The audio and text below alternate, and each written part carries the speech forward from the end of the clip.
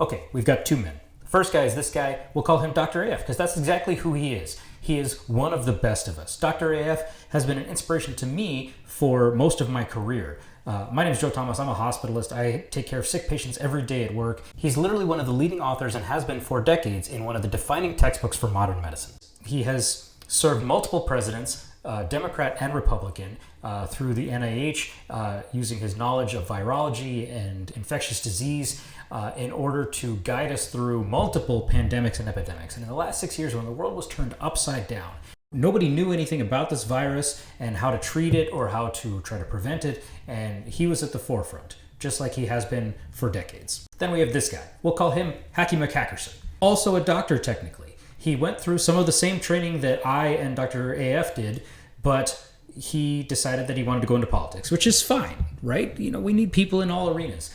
But he decided to sell out all of his medical knowledge while he did it. He's also a libertarian, so you really shouldn't trust him on anything government-related either, but that's beside the point.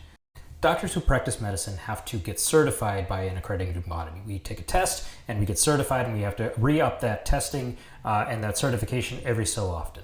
Rand Paul started off with the accrediting body, the American Board of Ophthalmology, which is the nationally recognized accrediting body that for his specialty. But eventually he decided he didn't want to keep up with that standard anymore, so he made up his own. He made up his own accrediting body. His family members are the board members of it.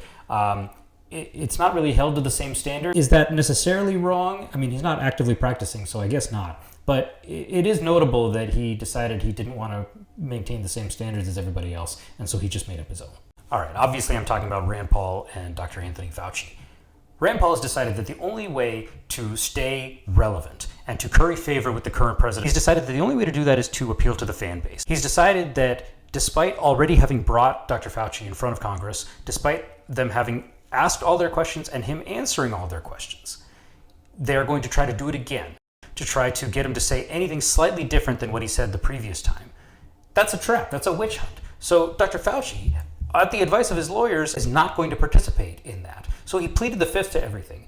This is not an admission of guilt. It's an unwillingness to participate when a cheap hack tries to score points off of you and your life and your livelihood. My friend pointed out that he was reading it off the card every time he pleaded the fifth, Dr. Fauci was. And I think part of it was to make sure that he said it the same way every time. Again, not participating and not giving any sort of answers otherwise. But also because if you look at Rand Paul, it's really hard not to tell him to go back to medical school so that he could become a fraction of the doctor that Dr. Fauci is.